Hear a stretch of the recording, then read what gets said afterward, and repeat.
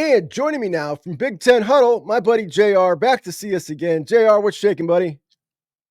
Oh, just fired up. ESPN's putting out their stuff, and as you know, over at the Big Ten Huddle, we love to combat some ESPN and everything else over there. So we got plenty of content coming this week, but I'm glad to be talking about it with you here first. Yeah. So, I was talking the other day and I was leading the show and I just started chuckling to myself thinking about this, about what your reaction would be. And I figured I got to get JR on. Let's talk some SEC, talk some Big Ten. As you know, I don't come at this from a homer perspective. I try and stay as down the line as I can. But, um, you know, this FPI thing came out, and I'm looking at it over here. You got Texas, Georgia, Alabama at the top, followed by Ohio State, Penn State, Oregon. Now they don't release. I mean, there's obviously some more nonsense in there as well. Number one, like Texas A&M is in the top 10. Um, Clemson, even a team that I'm really high on this year, outside the top 10, but just up there at that top six. They don't tell us what goes into these formulas or how you come out, but I don't know how you can come out of this with those three teams. I've got all three of those Big Ten teams above Alabama and Georgia, and I don't think that's rare right now for most people's top tens. Texas at the top, I can understand, but having all three of them on the top really irked me. I'm sure it irked you. How does this happen? I mean, ESPN, they are so heavily with their own recruiting rankings, right? And anybody that you ask or talk to in the recruiting industry, they won't say it on the record because they don't want to, look like they're going against them too much or anything. But pretty much anybody in the recruiting industry that actually goes to these camps and evaluates these players, they talk about ESPN like, how in the world are you ranking this guy where you're ranking them? And so it really starts at the recruiting rankings.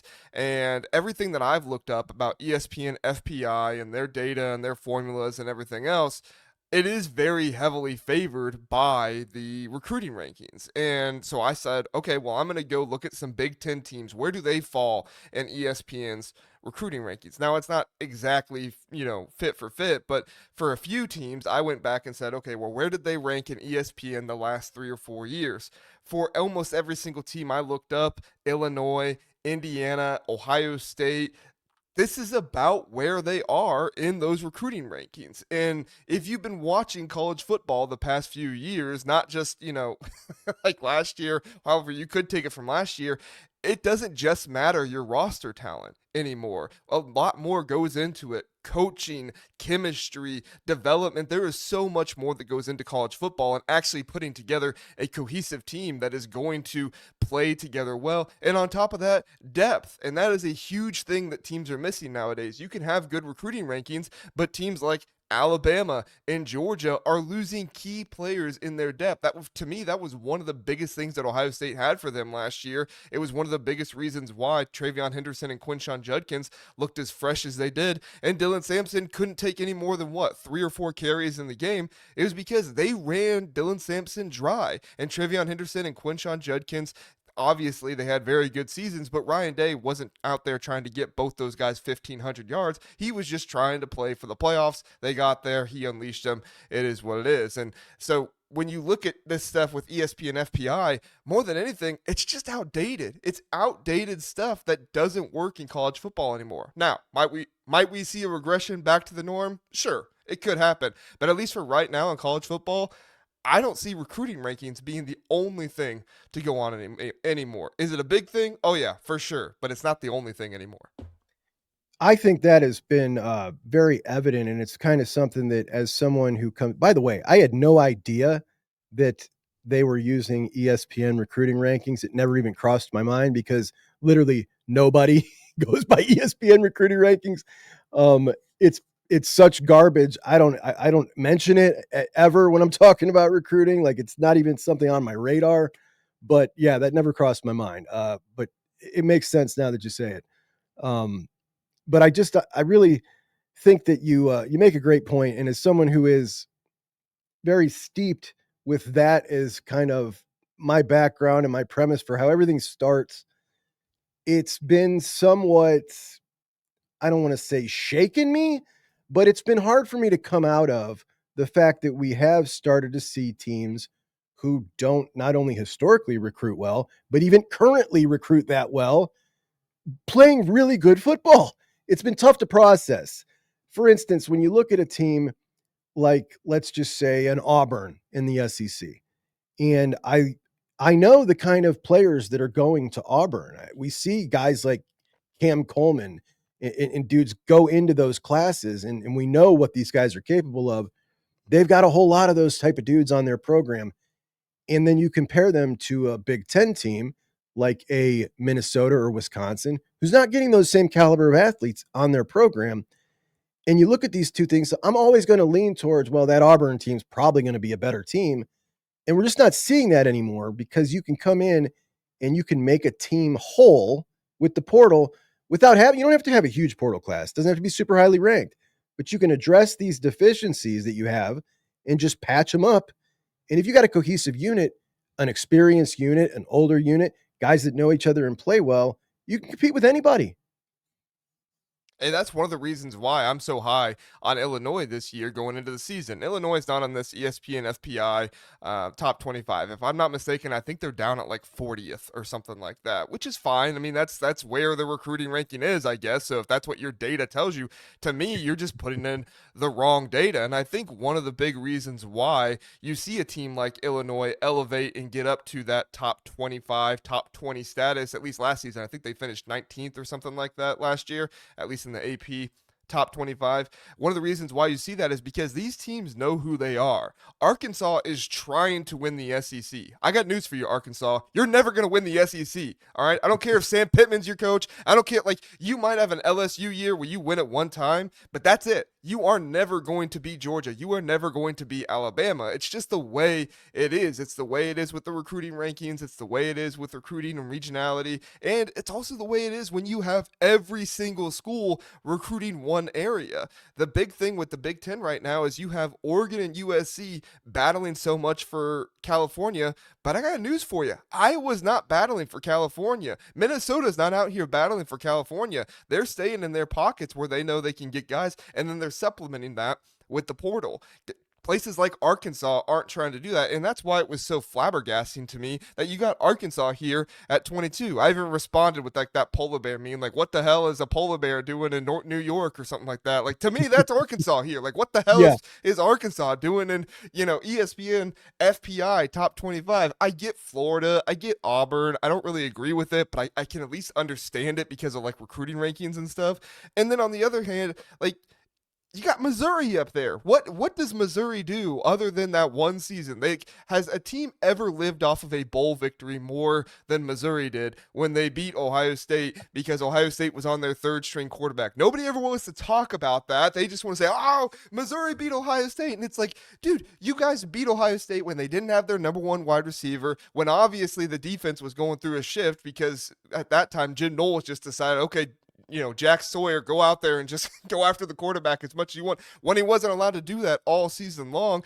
And then you got Lincoln Kienholz back there. The dude's been playing backup in practice, or scout team. Practice scout team the entire season, and now we're throwing him in the middle of a bowl game. Like, give me a break. So I don't know what they're thinking with Missouri here. And of course, Missouri, they're benefiting off the law that came into effect. What is it? Like, high school players can start getting NIL if they commit to Missouri or something like that. It happened like 2 or 3 years ago, and they're living off of that. So their state's really helping them. They're kind of an under the radar Tennessee with how much they're trying to help their program. But True. I mean, they're just like Tennessee. They can do everything they want to try and help their program.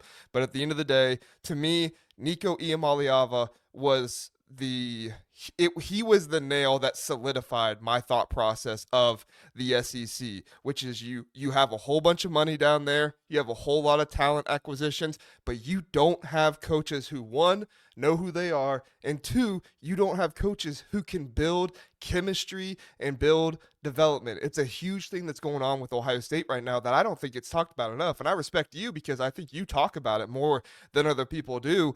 Ohio State is going out and finding developmental pieces, and they're not just going out saying, okay, well, we're going to find the best piece in California or whatever. They're staying in Ohio and finding some of these pieces, and then they're also going over to New Jersey. They're going over to Indiana and some different places and trying to find these pieces and saying, okay, we might not be able to keep the 5-star here, because he's not going to play until his junior year because we've got so many guys in front of him. But what we are going to do, we're going to go find a kid with traits and we're going to build him up and develop him. Bodpen Miller was one of the best examples of that to me. Find a kid with traits, bring him in. He's going to be forever grateful that he got that Ohio State offer, and he's going to stick around. And who knows, his senior year, his 5th year, he might turn into a star and be like the walk-on Xavier Johnson Mhm. for you, and make some big plays for you. He might not be an NFL type of player, but he could be a really good college player for you.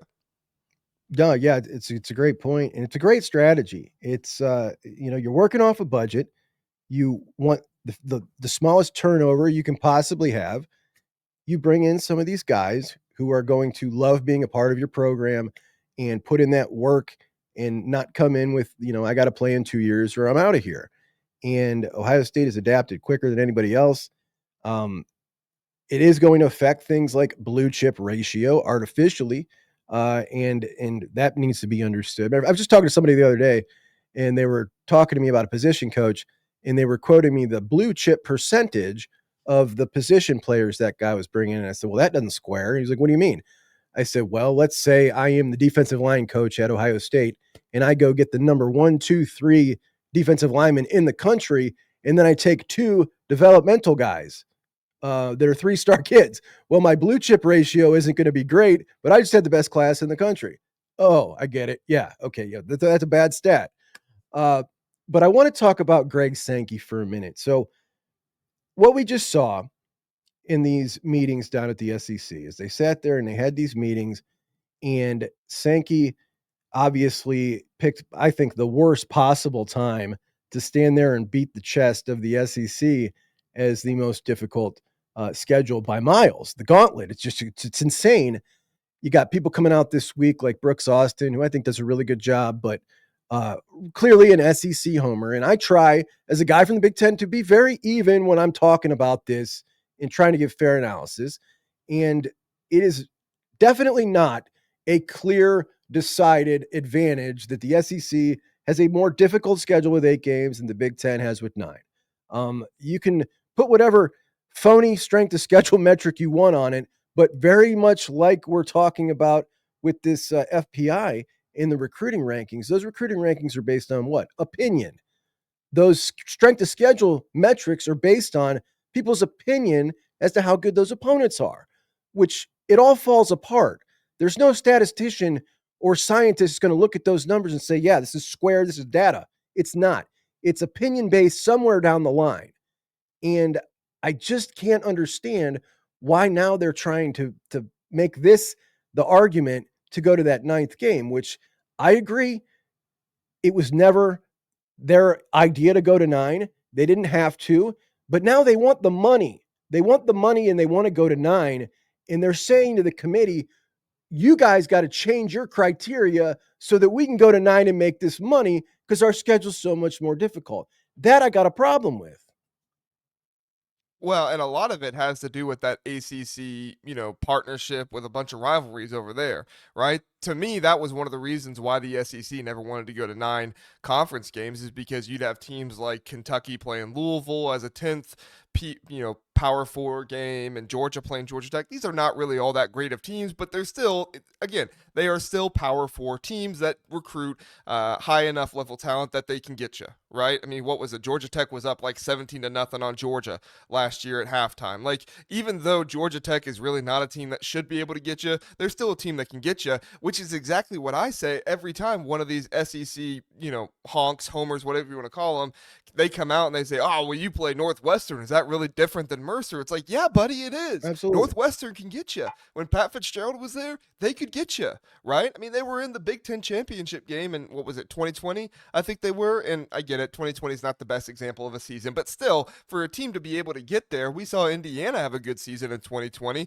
They were investing some money. Now they got a coach that can get them there again. They did a very good job this year, albeit with an easier schedule. But still, they got there. Let's give them credit for what they did.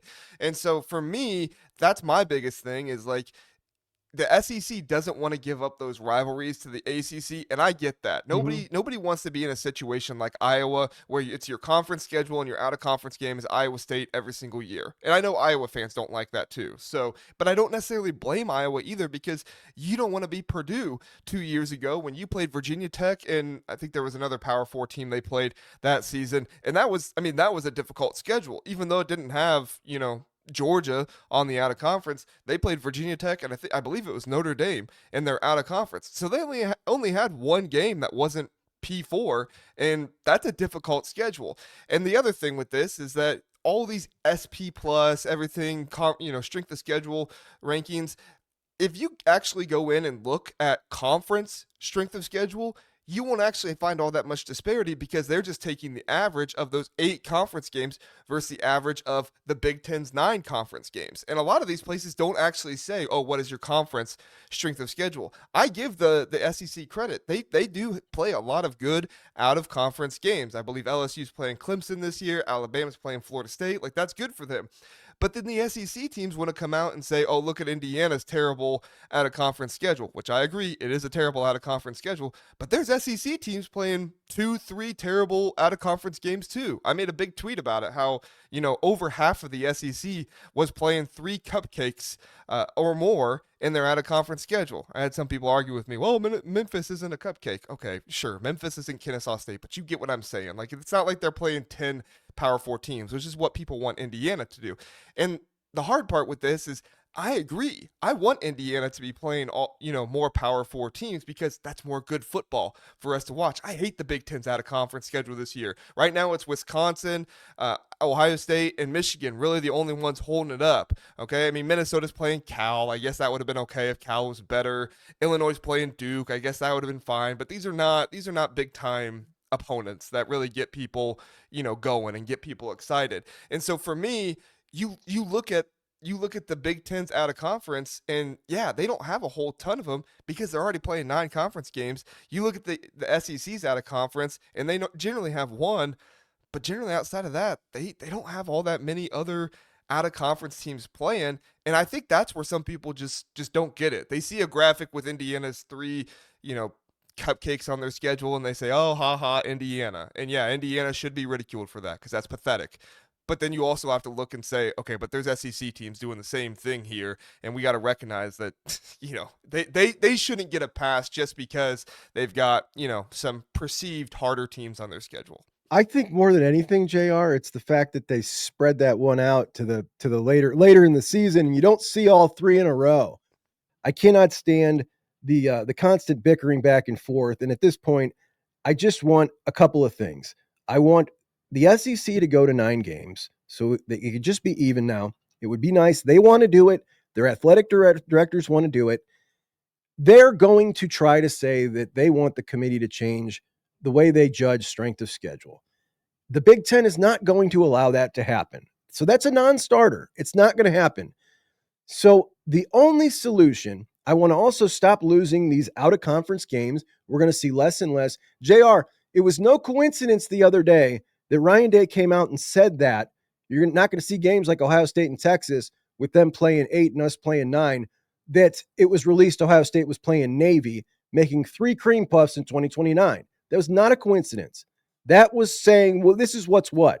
The Alabama and the Georgia series are not going to happen if we continue down this road. I think the only way that this thing gets rectified, they go to 8 or they go to 9, is if you go with the 4-4-2-2-1-3. And I actually believe that Greg Sankey is totally posturing. I don't think there is any disagreement between the Big Ten and the SEC. I think that Greg Sankey got that reaction from his coaches, heard that the Big 12 was going to, try to pursue legal action because they weren't taking a meaningful consultation, which is the dialogue in there. So he said, I better take a step back and make it look like I'm really taking this into account. We're really having a tough decision here on which is the best way to go. And in the end, he goes with Sankey's plan, because there was a bunch of SEC ADs that were furious that it looked like he was seemingly changing his mind. They need that $5 million. They need the $5 million that ESPN offered them to add that 9th game. So if this all goes like I think it's going to go, I think for us, the college football fan, it's going to work out a lot better. And that is the 4-4-2-2-1-3. We're going to get a lot more of what we want to see. What do we want to see? We want to see the SEC go to the ninth game. That gives us more great football to watch. We want to see the Big Ten SEC challenge. The Big Ten's not going to play them unless they go to 9. So we get that done too. That's 2 sweet weeks of football we didn't have before. Then in the postseason, we get to see the conference play-in challenge. Then we get to see more out-of-conference games on top of it because the teams, let's say Ryan Day's playing Texas. Well, in a 4-4-2-2-1-1, he has no incentive to win. Neither does Sark. They're benching guys. The only thing that matters, the only way you get to the playoffs is through your conference standings. In the 4-4-2-2-1-3, we've got those 3 at large. So a out-of-conference win is huge to get one of those potentially if you need it. And if you lose one, not that big of a deal. Your conference standings are what you're going off of to get in. In addition to that, you've got people who love the committee. They find that exciting at the end. What are we looking at the end? We're looking at those last 2 or 3 teams. You still get that in the 4-4-2-2-1-3. It's like you get the best of every world. I've heard some people who are hung up on the 4 automatic qualifiers. Like just the fact that it's an automatic qualifier on general principle, that bothers them. And I understand. But when we're talking about a 16-team playoff, to think that the Big Ten or the SEC wouldn't each get 4 anyway is just a bit absurd when we're seeing the gap just get bigger between them and the rest of them. Well, I would say what tournament in athletics doesn't have automatic qualifiers? Like, this is what every tournament playoff does, right? In the NFL, it's all the divisions, they get 1, and then they go through records for all the rest of them, and they have 2, technically at-large bids, I guess, because they're wild cards, but still, those are teams that, based on record, make it into the playoffs, or however many there is. I don't watch the NFL all that much anymore. Sorry if I'm getting it wrong, but you get what I'm saying, right? Yeah. Like, the at-large for them are still technically automatic qualifiers because of where they are in the standings. For me, I want as many automatic qualifiers as possible. Honestly, in my perfect scenario, I would do a 5-5-2-2-1-1 and only have 1 at-large bid, and that extra SEC and Big Ten there, the 5th for each one, make that a play-in game. Have those 2 teams play against each other, so then you're guaranteed an SEC Big Ten matchup, and if you get another Big Ten matchup in the playoffs, like, it is what it is, or if you get another SEC matchup in the playoffs, it is what it is. I do like that the committee tries to, like, not have that happen, and it's one of the reasons why I've been telling people, like, I do kind of want this whole, like, Big Ten on one side, SEC on one side, basically that tournament to happen and meet in the middle, and the winner of the Big Ten plays the winner of the SEC type of deal, kind of like the winner of the AFC and the winner of the NFC happens. But I get that's not, exactly practical with, you got the Big 12 and the ACC, and, as much as I kind of discard those conferences at times, you still got Clemson, who has a shot at the national championship this year. You still got Notre Dame, who, oh my gosh, I can't even talk about Notre Dame. I'll go crazy.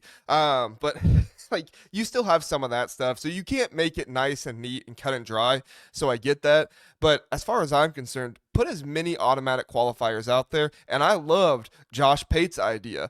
Give the conferences a committee to actually select who those 5 teams are and put them in the seeding order, right? I would love for the 5th team in the conference to actually be selected, and maybe you say they have to have the same record or something like that, just to be a little bit more fair. But if you got 2 teams tied for 5th, a committee of Big Ten 80s or whatever. I don't know. I guess that wouldn't work. But some kind of committee for the Big Ten is selecting that 5th and final spot, and they get into a play-in game with each other. I think it's stupid that we're trying to make play-in games with Big Ten teams versus Big Ten teams and SEC teams versus SEC teams. I think that's stupid. Have SEC play Big Ten in the play-in games. You're going to make so much more money with people actually being interested in that, and you're not going to screw teams out of it, because last year, if for some reason, Ohio State, they were technically 4th, I guess, in the Big Ten last year. If they lost to Illinois in that play-in game, everybody would have known that was a joke. But if they lost to them, they would have technically not been in, and Illinois would have been in. I don't think that would have happened. I think we all saw what happened in the playoffs. But still, to me, Greg Sankey is just doing everything that he is supposed to do. And I said this on the podcast. Like, I don't have all that much ill will toward Greg Sankey as other people do, because I get the man's job. The man's job is to go out there and prop up his conference, prop up his teams, his presidents, his ADs, do all that stuff. That's what they're telling him to do. And they're saying, go take the bullets for it. And that's what Greg Sankey's basically doing. What I don't like is I don't like the idea that the SEC is trying to put out there that, like, we're just the best and it's unquestionable and nobody can go against it. I think 3 or 4 years ago, I think that was the case. I would have admitted the SEC was better than the Big Ten. And you've heard me admit the SEC recruits better than the Big Ten. Like, I will admit that stuff when it happens. But when you have gray areas and stuff like that, and you got guys like Brooke Austin saying, undoubtedly, and there's no question. It's like, buddy, listen, you do a great job for SI, and I do like his show. I do watch his show from time to time, and I think he does a really good job breaking down film. But to me, that kind of talk, that is nervous. That is nervous because they see what's happening with the Big Ten and what some of their teams are doing. And so that's when you see the SEC coming out, puffing out their chests. And I think you saw it from Greg Sankey. I think Greg Sankey, maybe he wasn't because he's speaking more for the ADs and the presidents, but I think you're seeing the SEC, they're scared right now. And I think the Big Ten being quiet and, just saying little things here and there, like Ryan Day and, Matt Rule and Lincoln Riley have said their stuff. I guess Lincoln Riley hasn't said anything recently, but I think the Big Ten's pretty quiet right now because they're confident. They see what's happening in college football right now, and they feel pretty comfortable with it. It is very fitting of kind of the reputations of both. You got the stodgy old money Big Ten just being very quiet behind the scenes. I do like Pate's idea with the committee, and I think that it would be a total non-starter once people heard about it. They would flip out, and I think that the counter to that would be to show them all what the tiebreakers are, the list of tiebreakers to determine who that fifth seed is. Because eventually it gets to a coin flip, man. It's eventually ridiculous, we're flipping coins. Right? I'd rather have somebody make the decision than go through that. Yes. My man, JR, everybody check him out. Hey, Big Ten Huddle, how often you guys going now? When's your live shows? Yeah, 3 times a week. Me and Zach, Sunday, Tuesday nights at 9 p.m. And then me and Jeff are 9 p.m. on Thursday nights. Really interesting episodes with Jeff. He's got a lot of data. If you're a numbers person, you want to check us out Thursday nights. I've seen him. He breaks it down, man. And it's easy to follow. He color codes it too. When I first saw him throw up his charts, I'm like, oh man, that's too much. And then I started listening. All right, I got it. Always good stuff, man. Appreciate you so much. Have a great night. Thanks, you too.